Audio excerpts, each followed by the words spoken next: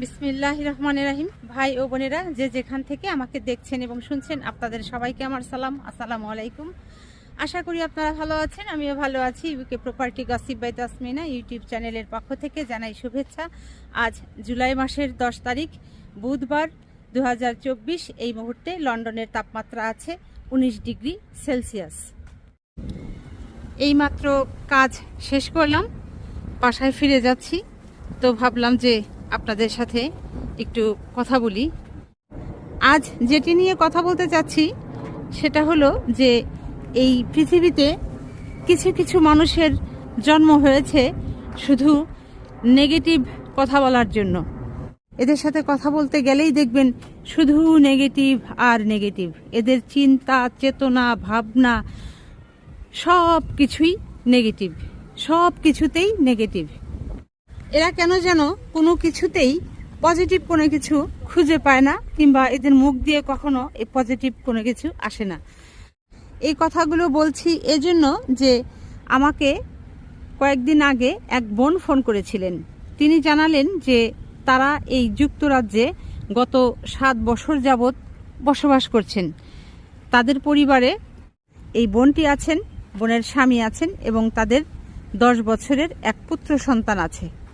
এবং তারা স্বামী স্ত্রী উভয়েই খুব ভালো পজিশনে আছেন, ফুল টাইম জব করেন এবং ভালো স্যালারি পান, এবং এদেশের কোনো গভর্নমেন্ট পাবলিক ফান্ড তারা ইউজ করেন না, নেন না। যাই হোক, এই পরিবারটি লন্ডনে 2 বেডরুমের একটি বাসা ভাড়া নিয়ে বর্তমানে বসবাস করছেন এবং এই বোনটি চান একটি বাড়ি কিনতে। এরই মাঝে তারা স্বামী স্ত্রী উভয়েই মিলে ব্যাংকে গিয়েছেন, ব্যাংক কর্মকর্তাদের সাথে কথাও বলেছেন এবং ব্যাংক কর্মকর্তারা জানিয়েছেন যে ওনারা যদি এখানে একটি 2 বেডরুমের হাউস কিনতে চান কিংবা ফ্ল্যাট কিনতে চান, যেটাই কিনেন না কেন সেটার বিপরীতে ওনারা মর্গেজ লোন পাবেন। ওনাদের হাতে যে নগদ অর্থ আছে সেই অর্থ দিয়ে এবং স্বামী স্ত্রী উভয়েই মিলে যে লোনটা পাবেন সেটি দিয়ে ওনাদের অনায়াসেই একটি বাড়ি কেনা হয়ে যায়। কিন্তু এখানে বাদ সেজেছে যে এই ভদ্রলোকের কিছু বন্ধু বান্ধব আছেন। এই বন্ধু বান্ধবদের মধ্যে কেউ আছেন, তারা বলেন যে এখানে কিনলে তুমি অনেক সমস্যায় পড়ে যাবে, মানে এই বাড়ি কিনলে তুমি পরবর্তীতে কোনোদিন বেনিফিট নিতে পারবা না, বেনিফিটে ক্লেম করতে পারবা না, কোনো কাউন্সিলের বাড়ির জন্য অ্যাপ্লাই করতে পারবে না। কিন্তু এখন এই বোনটির যুক্তি হলো যে আমরা তো এখনো বেনিফিট নেই না, আমরা তো এখনো কাউন্সিলের বাসায় থাকি না, আমরা তো এখনো হাজব্যান্ড ওয়াইফ উভয়েই ফুল টাইম কাজ করে সেই পয়সা দিয়েই আমরা বাসা ভাড়া দিয়ে আমাদের থাকা খাওয়ার খরচ আমরা বহন করছি।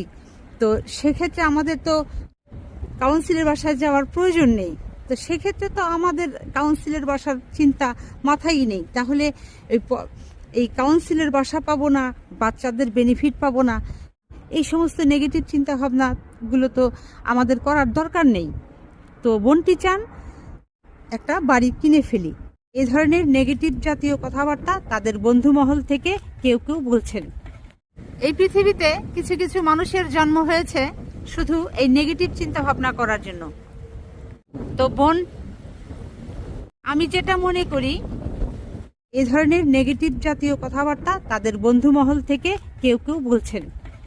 এই পৃথিবীতে কিছু কিছু মানুষের জন্ম হয়েছে শুধু এই নেগেটিভ চিন্তা ভাবনা করার জন্য।